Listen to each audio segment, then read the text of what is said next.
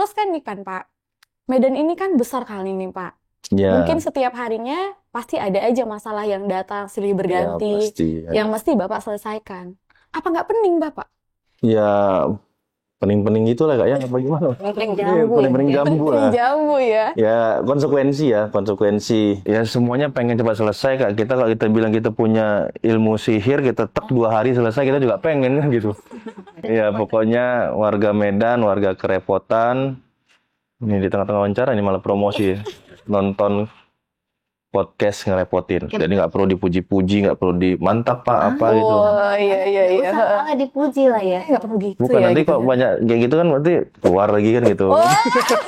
Iya, ada nggak yang tiba-tiba dengan Bapak?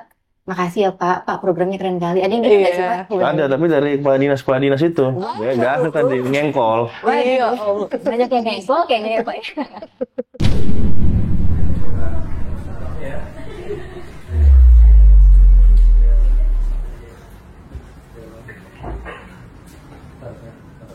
Ngebahas ringan, profil tokoh inspiratif, ngerepotin.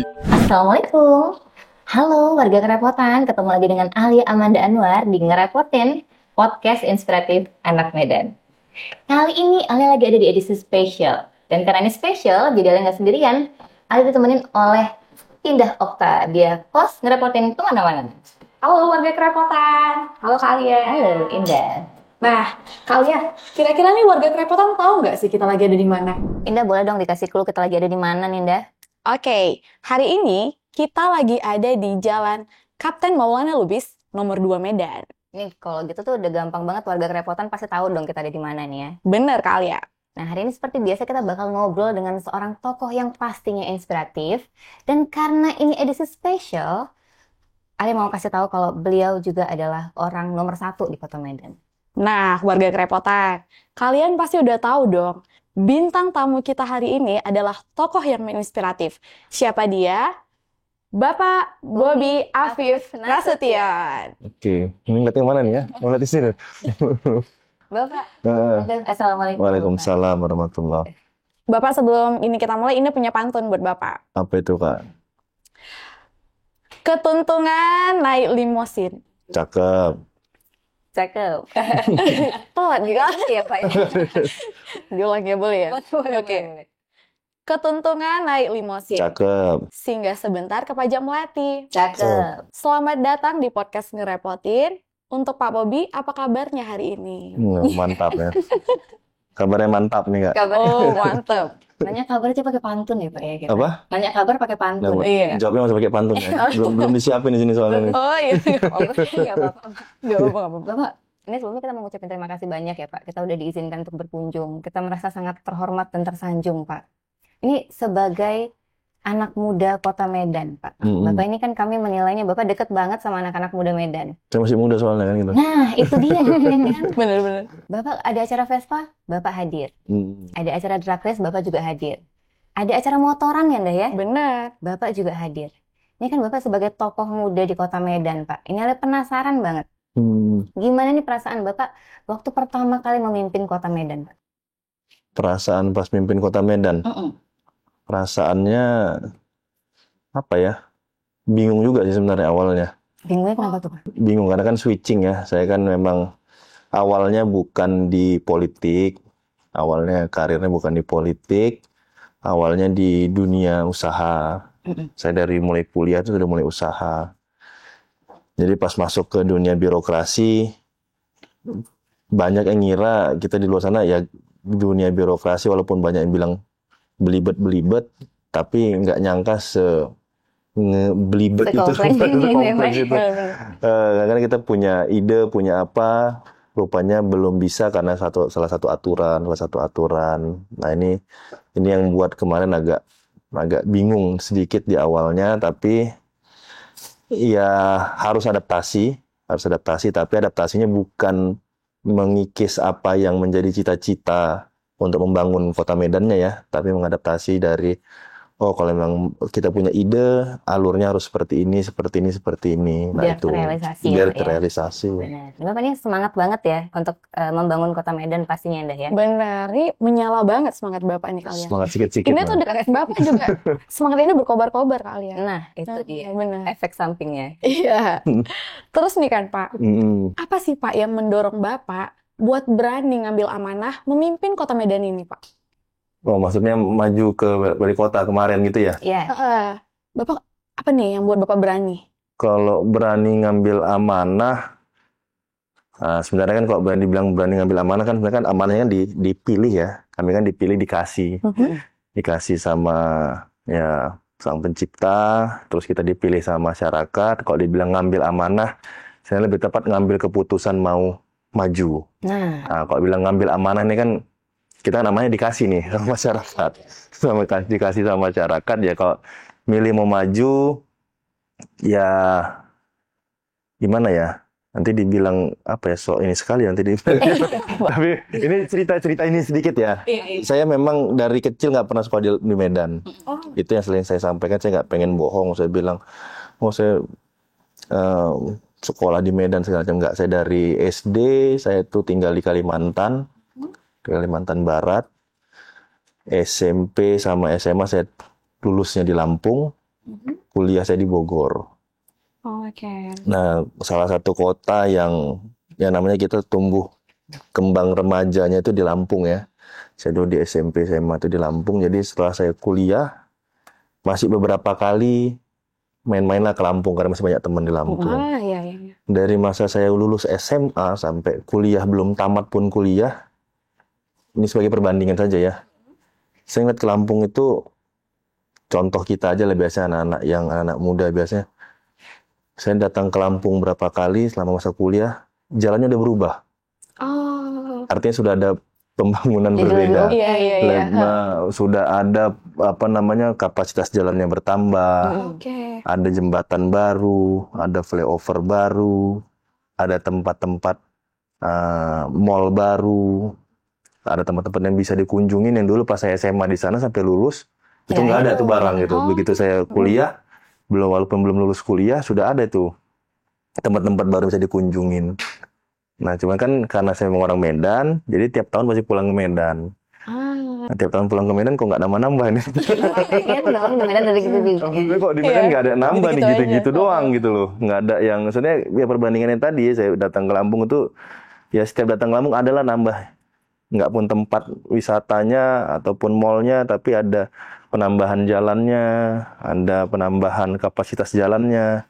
Jadi kita datang ke Medan nggak ada penambahan berapa kali. Ya minimal kan setahun sekali pas Lebaran pasti pulang ya kalau ke Medan. Saya dulu pas sekolah itu nggak ada nambah apa-apa ya. Kita pengen pas maju itu mimpin Medan ini, pengenlah anak-anak yang rantau seperti saya bisa merasakan vibe-nya itu begitu pulang, oh ada perbedaan ya. Tapi perbedaannya buat bagus, bukan hanya gaya-gayaan mau berbeda kotanya, bukan, tapi memang ada tujuan pembangunannya itu. Itu yang menginspirasi Bapak awal. Itu sih awalnya.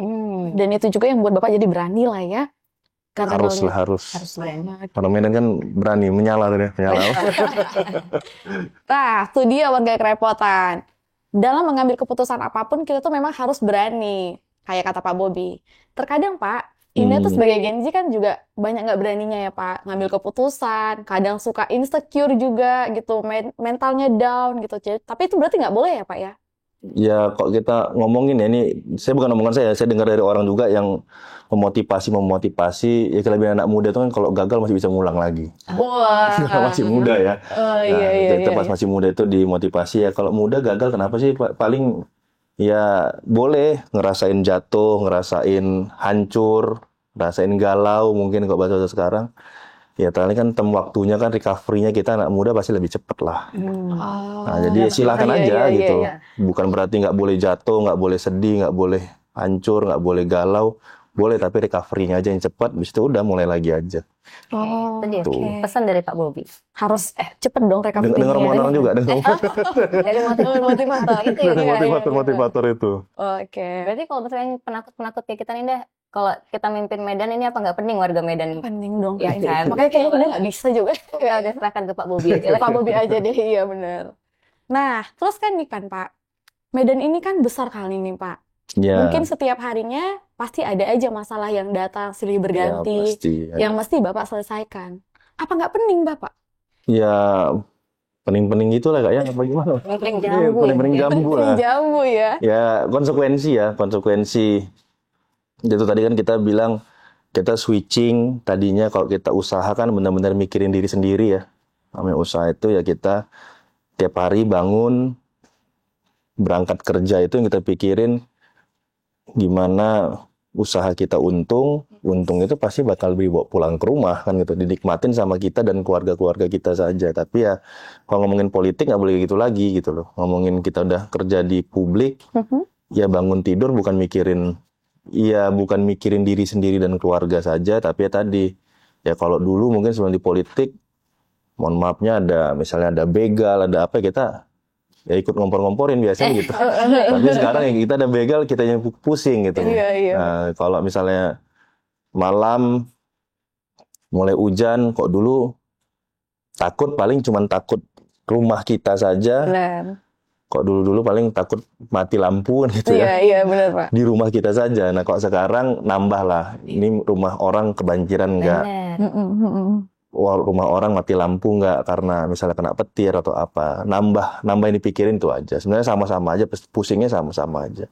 Mikirinnya satu kota ya. Iya. Dan Nggak jumlah lagi orang, ya. jumlah yang dipikirinnya aja. Jumlahnya lebih banyak gitu ya. Banyak banget ya. Iya. Iya sih. Nah, warga kerepotan. Yang kalian kiranya enak kali jadi Pak Wali nih. Jadi yang ngurus Kota Medan ini. Rupanya nggak enak juga loh. Pening juga rupanya ya Pak. Pasti yang bilang enak, pasti enak lah. Gitu. Kita bahas. Nggak terima kalau bisa dibilang nggak enak. Oke. Tapi ini maaf nih Pak, kalau misalnya sebagian orang kan kadang-kadang kayak Bapak bilang tadi, kayak ada begal tuh kita tuh langsung ngompor-ngomporin, ini mana sih wali kotanya nih gitu ya kan. Ada banjir Bapak yang dicari. Ada pemadaman listrik Bapak juga yang dicari. Habis itu kalau misalnya macet-macet nih, semuanya macet di jalanan, yang dicari Pak Wali gitu. Nah ini kan banyak banget orang yang nyalahin Bapak sekarang ini karena mungkin mereka belum paham ya dengan apa yang Bapak bangun gitu. Bapak gimana nih menyikapi pro kontra yang ada karena kebijakan Bapak gitu? Kalau menurut saya sih nggak masalah sebenarnya. Walaupun kayak tadi misalnya pemadaman listrik sebenarnya bukan kerja Pemko Medan. Habis itu begal ya saya bukan bilang bukan kerja Pemko Medan, bukan hanya kerja Pemko Medan, tapi banyak sektor, banyak stakeholder. Habis itu misalnya banjir karena luapan sungai, bukan hanya Pemko Medan. Saya nggak bilang bukan kerjanya kota Pemko Medan, bukan hanya Pemko Medan, ada tanggung jawab Pemko Medan juga di situ. Tapi dengan masyarakat banyak yang ngadu, banyak yang komen, baik di Instagram, baik pun di sosial media dimanapun, banyak yang DM, saya lihat positifnya satu. Ini mungkin Kak Alia sama Kak Indah, mungkin saya nggak tahu ya, ini bukan menjelek-jelekan, bukan, tapi saya ngerasain dulu, walaupun sesekali ke Medan, kalau punya keluhan kita bingung mau ngadu kemana.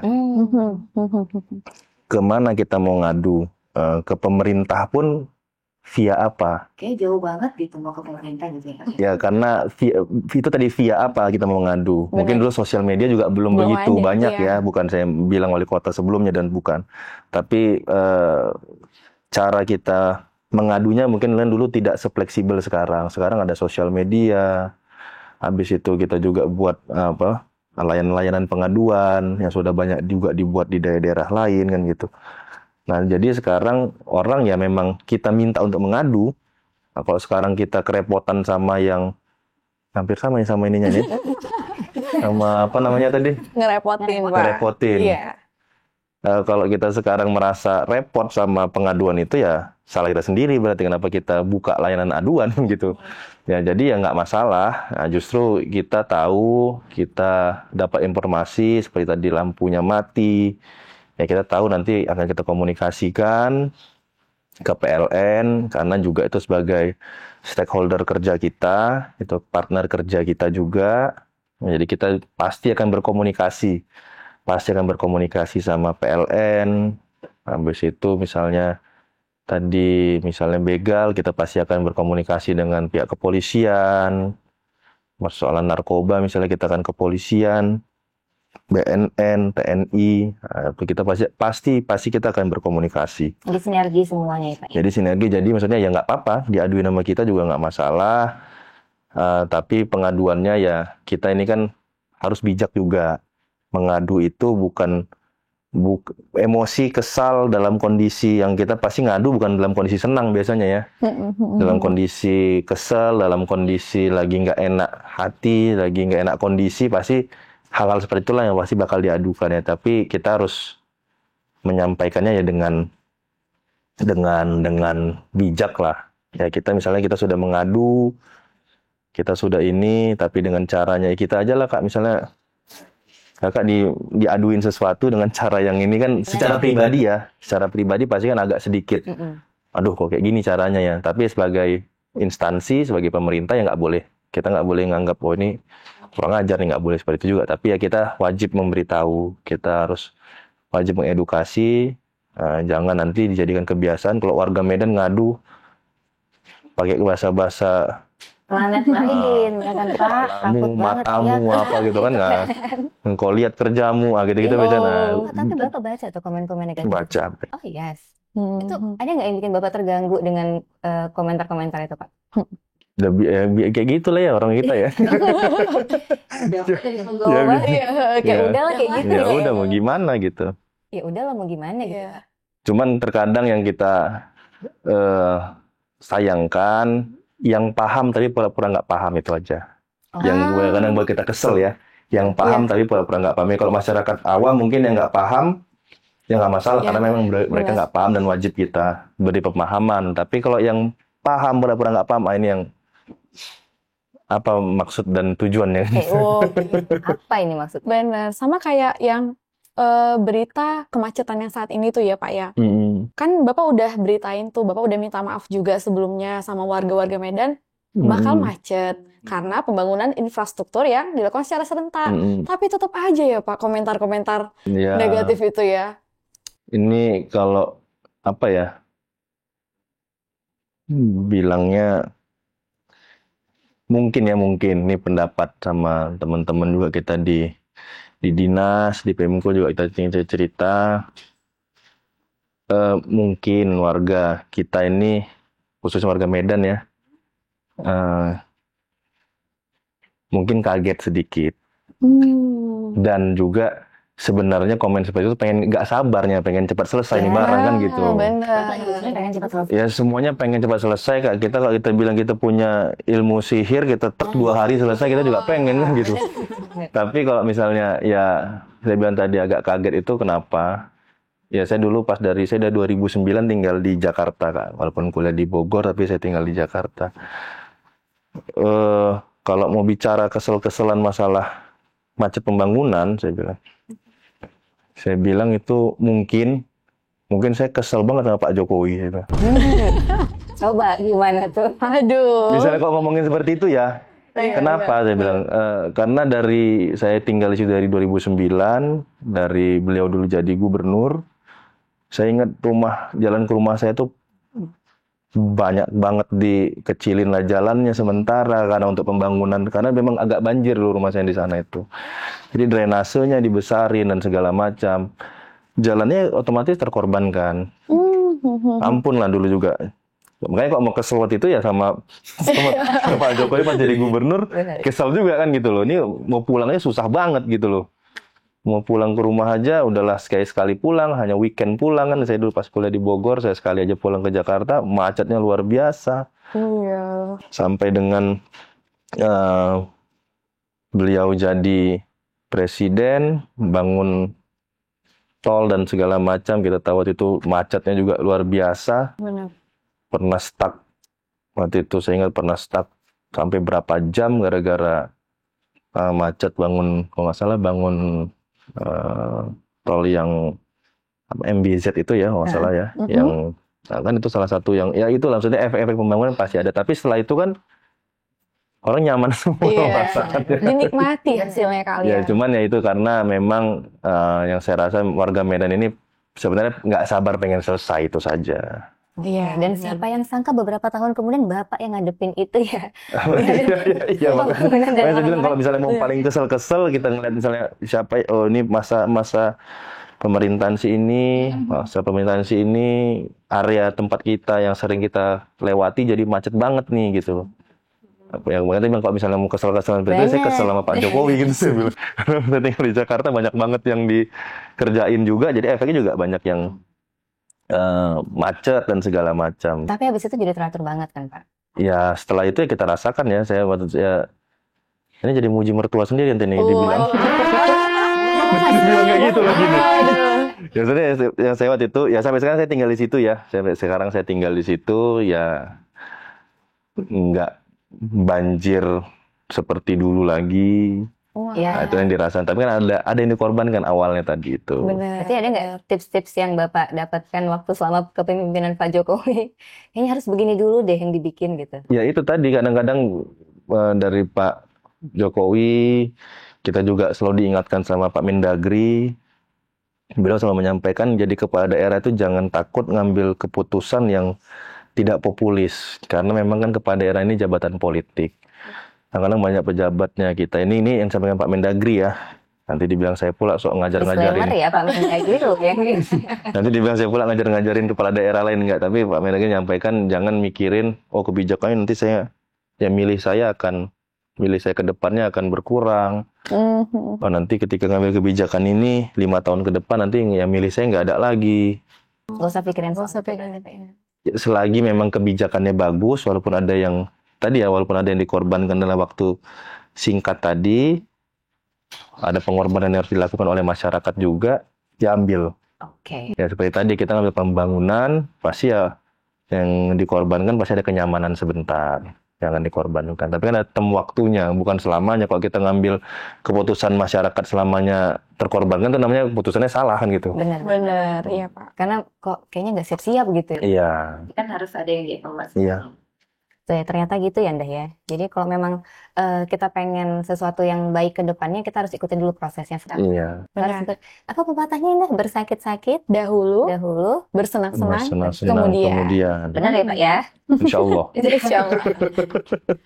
Pak, tapi ini kan kita cerita tadi soal sosial media. Orang-orang tuh tahu banget program Bapak dari sosial media. Banyak kan tahu dari sosial media. Apalagi anak-anak muda kayak kita ya Ndah ya. Benar. Tahunya dari sosial media. Mungkin ini Pak, jadi kan yang komen-komen negatif tadi mungkin mereka tuh belum tahu nih program Bapak ini buat ngapain gitu. Terus Bapak bangun ini tuh buat apa gitu ya kan.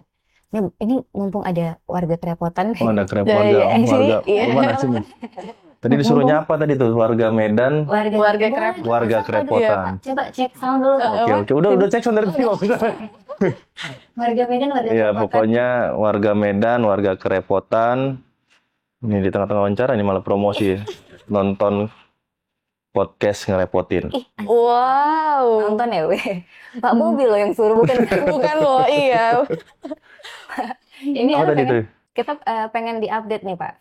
Apa aja sih Pak program pembangunan yang sedang Bapak kerjakan sekarang ini Pak dari Pemko Medan? Apa aja ya? Sebenarnya kalau program prioritas Pemko kami sudah ada menetapkan 5. Apa aja tuh Pak? Yang pertama karena ini kan program prioritas kami ditetapkan pada saat saya maju dan saya dilantik waktu itu ya.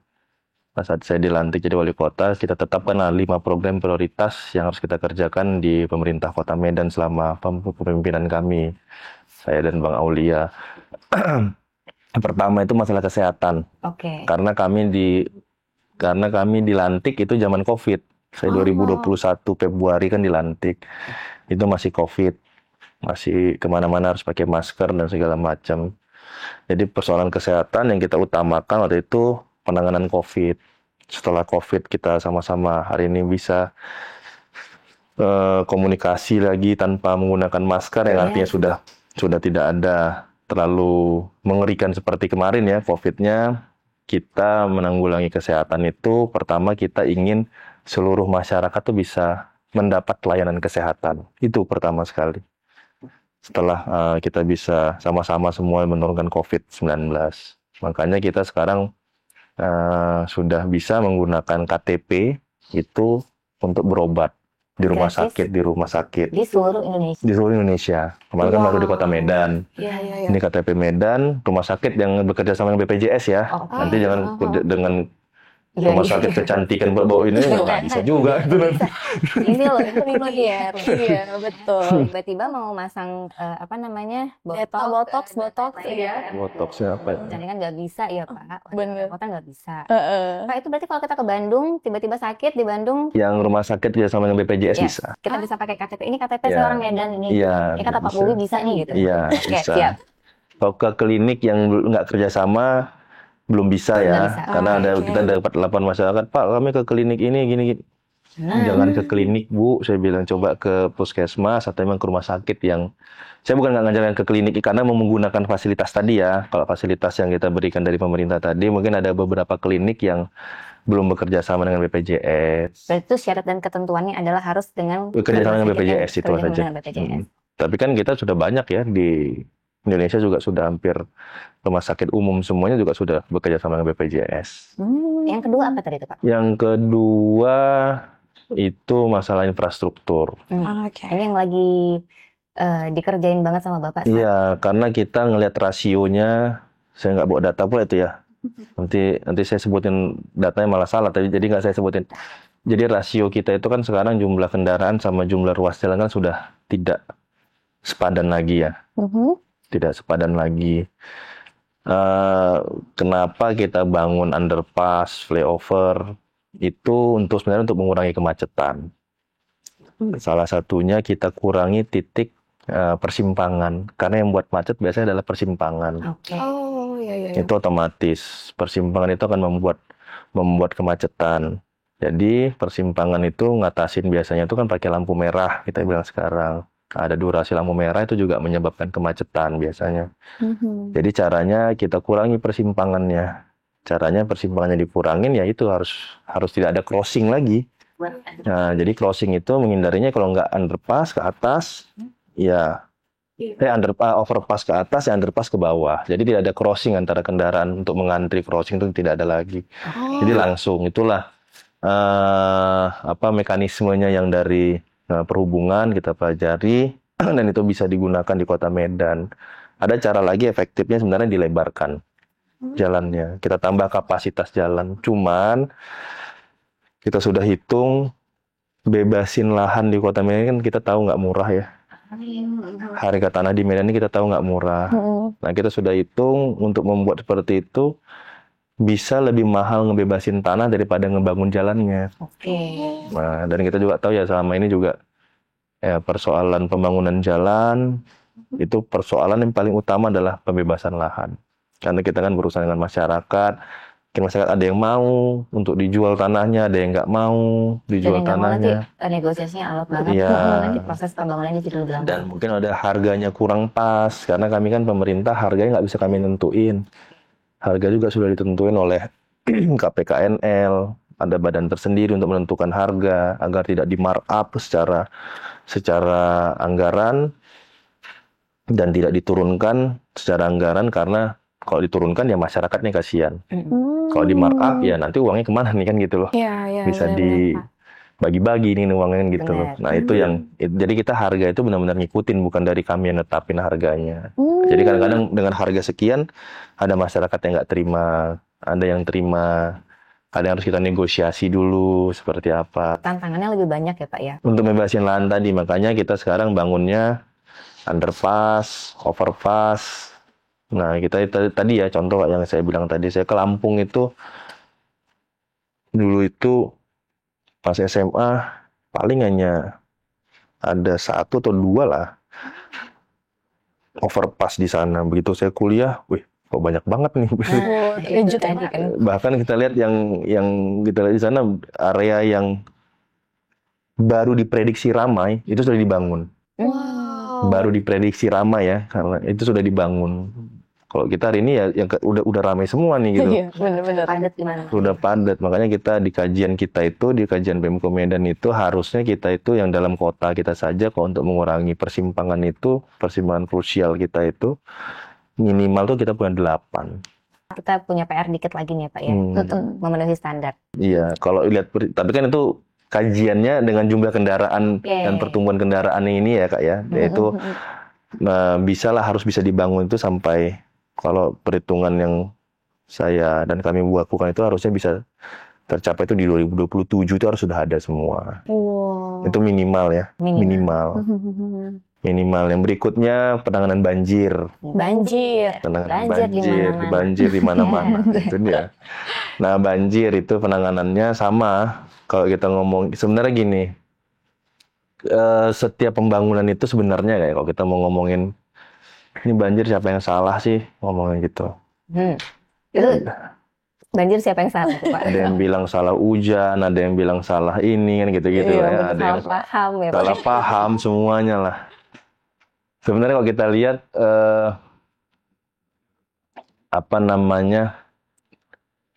untuk sebuah pembangunan daerah dan wilayah itu pasti konsekuensi banjirnya pasti ada. Kenapa? Karena area resapan air itu pasti berkurang.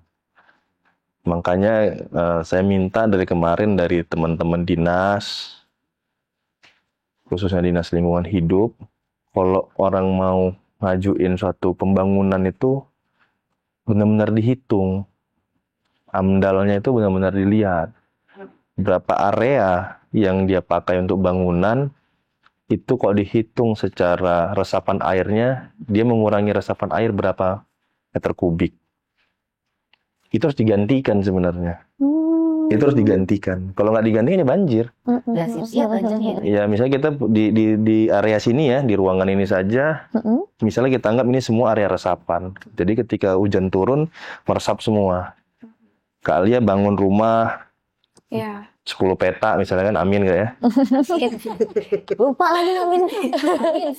Kak Indah bangun rumah 10 petak juga. Amin Pak, amin. Iya. Nah, kita bangun rumah semua di sini jadi ada 30 kotak misalnya. Berarti 30 kotak kalau kita ambil satu rumah itu 100 meter, berarti kan sudah ada 3.000 ya. 3.000 meter persegi yang area resapan itu berkurang. Iya. Yang tadinya 3.000 meter persegi itu bisa meresap air. Gimana cara menggantikan? Manakah airnya? Iya. Manakah airnya gitu kan? Mungkin kalau misalnya area yang kan masih terbuka bisa nyerap di situ juga. Tapi kalau misalnya area sudah banyak terbangun, area resapannya kan masih akan berkurang juga. Iya. Ini harus bisa digantikan. Ini kita ada kelas ini ya hari ini, kelas resapan air ya. Iya.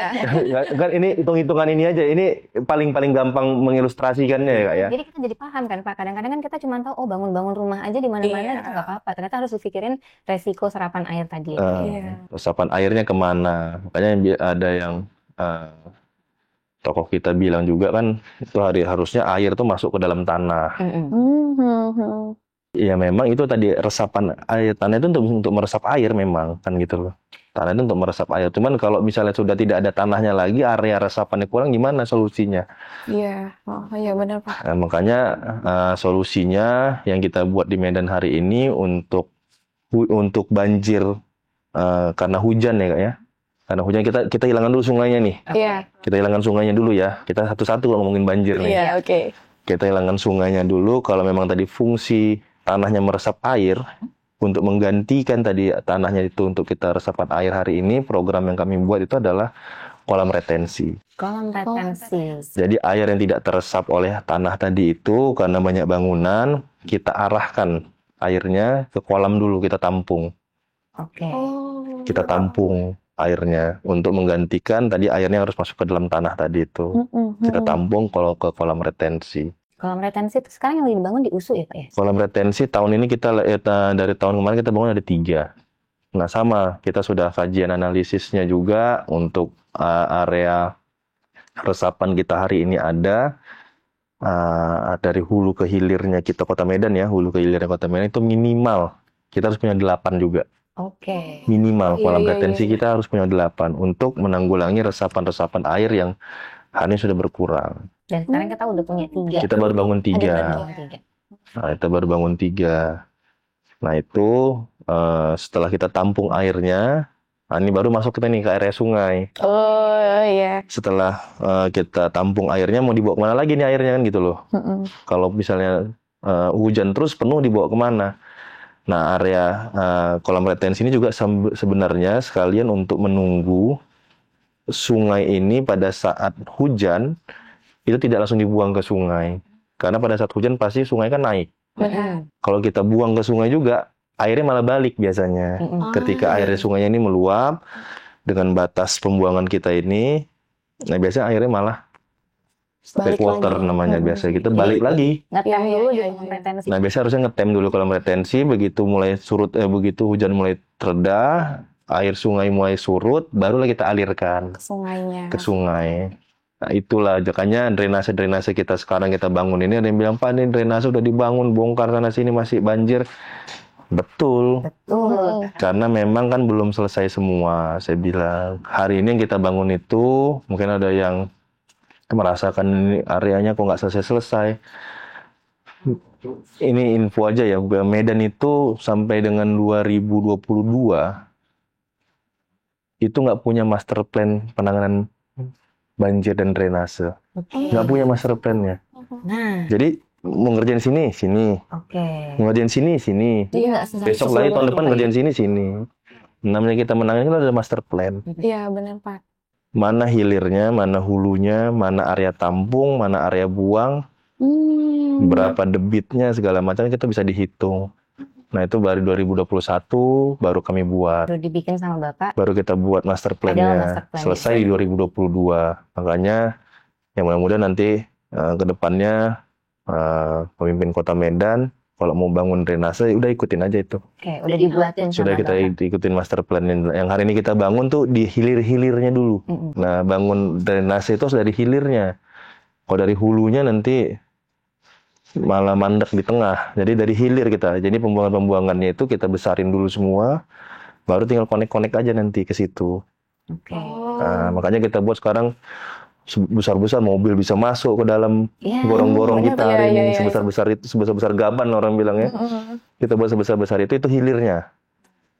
Nah, itu yang mobil bisa masuk, orang bisa masuk, di situ kita kontrolnya pun Lebih enak ya, Pak ya. waktu pas kita ngecek ke sana, ikutin apa nih turun ke gorong-gorong ngikutin katanya. Sebenarnya ikutin ya memang itu bagian yang harus dicek. Kalau kita nggak ngecek ke dalam nanti nggak dipasang pula di dalam tanah. Saya di dalam tanah soalnya. Oh iya, iya, iya. Nah, jadi itulah bagian hilirnya. Nanti begitu hilirnya itu sudah selesai, gorong-gorong utamanya besar sudah selesai, ya nanti tinggal konek-konekin aja. Wow. Udah lebih gampang. Iya, ya. Ya gampang sih enggak lah. Cuman sudah ada gambarannya mau dibangun seperti apa. Tadi kita ada cerita soal kesehatan, Benar. soal infrastruktur, juga Iya. nih, Pak ya. Habis itu soal banjir. Banjir. Selanjutnya apa nih, Pak? Apa sih, Pak, enaknya jadi wali kota Medan, Pak? Enaknya Ada dong pasti, Pak. ada kayaknya. Enaknya rumahnya dijagain Satpol PP, kamera-kamera, CCTV dan semua itu biasa ada di Dinas Perhubungan semuanya.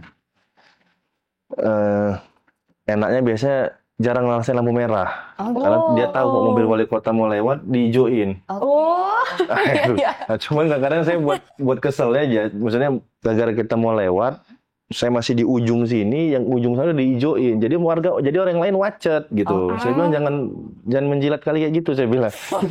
Disbud, Pak Bobi pengen menguasai. Iya. Disbud, Tolong ya ini ya. Ada punya teka-teki.